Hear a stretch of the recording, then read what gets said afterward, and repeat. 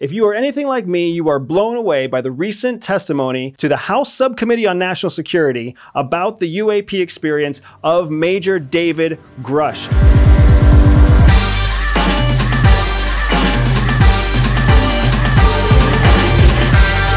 Here's a guy that was a career Air Force officer that was later on moved into the intelligence community to explore and to research UAP and UFO activity. And while he was in that role, he was informed of a multi-decade UFO project, a program that was supposed to retrieve and reverse engineer possible extraterrestrial technology. Now, I'm one of those people who has always been skeptical about these types of reports, about this idea that there's alien technology that crashed here in the 50s, and then somehow it was hidden from the American public, and now here we are 70 some years later wondering if it's really true. Now here's where the rubber kind of meets the road. We have seen more technological advances in American society in the last 40 years than we've seen in the entire history of the human race. Now we've been saying for a long time that that's evidence of the human experience. As we've mastered the sciences, we've been able to unlock and expedite the way that we learn new technology. But with reports like David Grusch's, plus the reports that we've seen released to the American public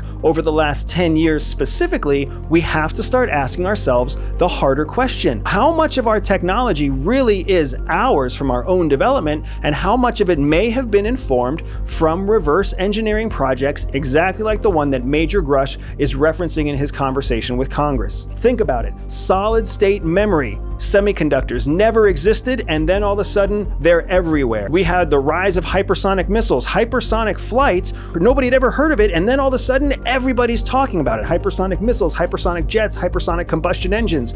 Now everybody's talking about artificial intelligence. When I was a kid, artificial intelligence seemed like it was never going to be a reality, and yet somehow here we are so afraid of it advancing quickly that we're actually starting to put policy in place to slow it down. So are we really living in an age where human beings are developing technology at such a breakneck pace that we are just on the cutting edge of science, or has there been a foundation of some kind of reverse engineering project or program active here in the United States? Now, if that's not enough to kind of set your head spinning and asking yourself some hard questions, I have to then also say, if that kind of program has existed here in the United States, if we have successfully retrieved, recovered, and reverse engineered some sort of extraterrestrial, alien, non-human technology like what Major Grusch is talking about, then that would mean there's a really good probability that our adversaries have done the same thing. In fact, the whole reason the UAP task force and the House and Congress have all gotten together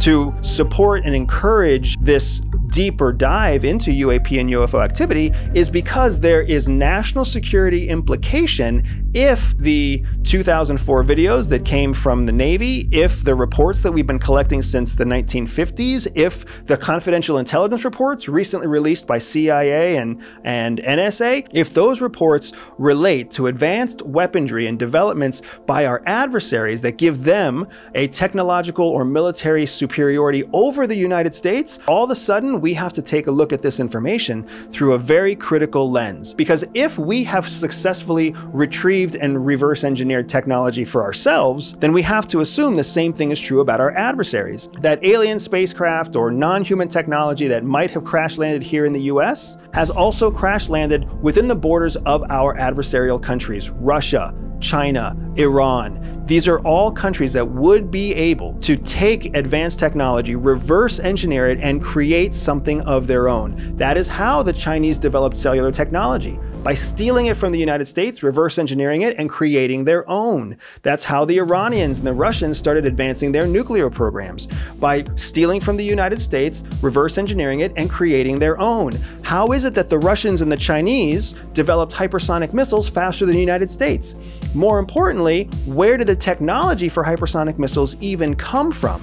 If the countries that are known for reverse engineering American technology created it first, does that mean that they stole it from us, or they reverse engineered it from somewhere else? These are the questions we have to ask. Now, we also have to consider the source of information here, because there's a lot of conversation and not a lot of clear fact. For example, where exactly and what exactly was retired or former Air Force officer Major Grusch's background.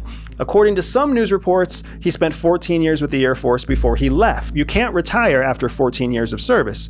But then there are other news reports that are saying he's a retired Air Force officer. Some reports are saying that he worked for the National Geospatial Intelligence Agency, or NGA. Others are saying he worked for the National Reconnaissance Organization, or NRO. So what we're seeing here is a preponderance of news, but not necessarily a preponderance of clear facts. We don't know what Major Grusch's background is. We don't know what he was or wasn't involved in. We don't know what his role in the intelligence community was. We don't know if he was a successful officer, if he was a problem child. We don't know anything about him as a source. When CIA considers a source of information, the first thing they do is they review the credibility of the source itself. When CIA considers the factual impact of a piece of information, the first thing we do is vet the source. And in this case, there's not enough information about the source, or Major Grusch, to be able to confirm or deny that the information he's sharing is really truthful, factual, and complete. What we do know is that he has come out and said under oath in front of the American legislative body of the country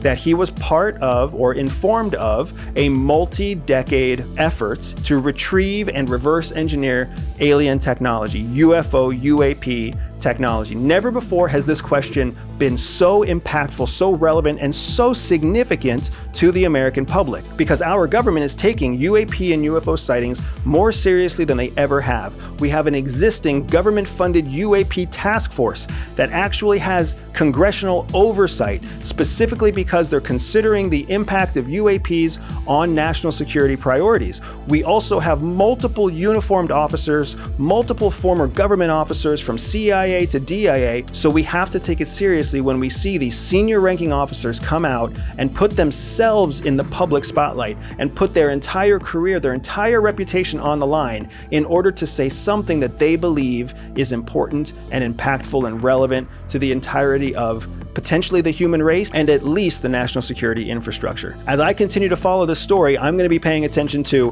who is Major Grusch? What programs was he part of? Was he part of NRO? Was he part of NGA? Because depending on which federal agency he belonged to, NRO is highly focused on space and satellite operations, while NGA is more focused on imagery analysis and imagery intelligence. Two very separate types of agencies, one of which would absolutely have a role in the retrieval and reverse engineering of alien technology. If you're as curious as I am about what's going to happen next, stay tuned, hit subscribe, and follow along, because I'm going to continue picking this case apart as we keep getting new updates. I've been following the UFO and UAP issue for a long time, and in 2001 I was actually commissioned to do my own independent research into the UFO UAP phenomenon here in the United States. If you want access to my findings, go ahead and click here and you'll be able to download your own free report at no cost to you.